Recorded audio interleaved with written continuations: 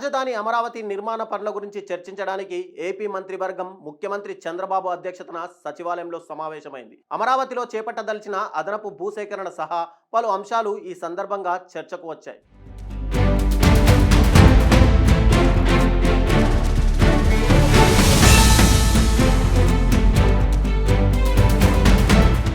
ఈ సమావేశంలో capital region పరిధిలో ఇప్పటివరకు నిర్మాణ పనులను దక్కించుకున్న ఏజెన్సీలకు అందించాల్సిన లెటర్ ఆఫ్ యాక్సెప్టెన్స్ ఆమోద ముద్ర వేసే అవకాశం ఉంది. మొత్తంగా 45,249 కోట్ల పనులకు గతంలో సిఆర్డీఏ అనుమతులు ఇచ్చినట్టయింది.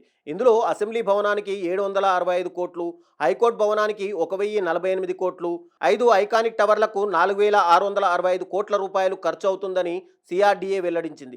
అలాగే రహదారుల టెండర్ల కోసం మరో 9,699 కోట్లు, ఇతర రోడ్లకు 7,794 కోట్ల రూపాయల వ్యయం చేస్తారని సమాచారం. ఈ పరిస్థితుల మధ్య మున్సిపల్ శాఖ మంత్రి పొంగూరు నారాయణ అమరావతి ప్రాంత గ్రామాల్లో పర్యటించారు.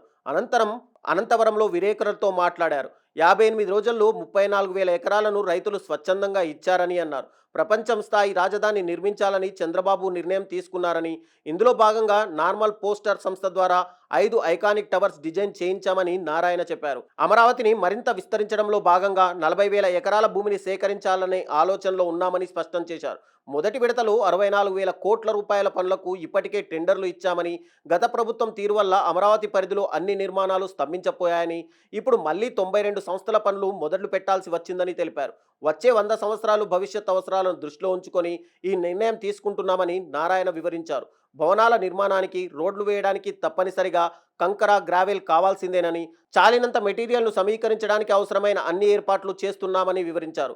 అనంతవరంలో కంకర, గ్రావెల్ తవ్వకాలు భారీగా జరిగాయని, అవసరమైన దానికంటే లోతుగా తవ్వారని చెప్పారు. అమరావతి గ్రామాల్లో డ్రోన్ సహాయంతో సర్వే పనులు చేపట్టామని ఓ ప్రశ్నకు బదులిచ్చారు. నిర్మాణ పనులపై సమగ్రంగా నివేదికలు తెప్పించుకుంటున్నామని, ఎప్పటికప్పుడు వాటి పురోగతిని తెలుసుకుంటున్నామని నారాయణ అన్నారు. హైదరాబాద్ తరహాలో అంతర్జాతీయ స్థాయి విమానాశ్రయం కట్టాలని చంద్రబాబు నిర్ణయించుకున్నారని, దీనికి సంబంధించిన ఏర్పాట్లను త్వరలోనే చేపడతామని ఆయన తెలిపారు. ల్యాండ్ పూలింగ్ లేదా భూసేకరణ పనులను త్వరలోనే పూర్తి చేస్తామని అన్నారు. ఎయిర్పోర్ట్ కోసం 5,000 నుండి 8,000 ఎకరాలు అవసరమవుతాయని, అంతర్జాతీయ స్థాయి విమానాశ్రయం అందుబాటులో ఉండడం వల్ల దేశ విదేశాల నుంచి ఎంతోమంది ఇక్కడికి వస్తారని, వాళ్ళు నివాసం ఉండడానికి హోటళ్లు అవసరమవుతాయని, వాటి నిర్మాణం ఇతరత్ర కార్యకలాపాల వల్ల ఆర్థిక కార్యకలాపాలు పెరుగుతాయని వివరించారు.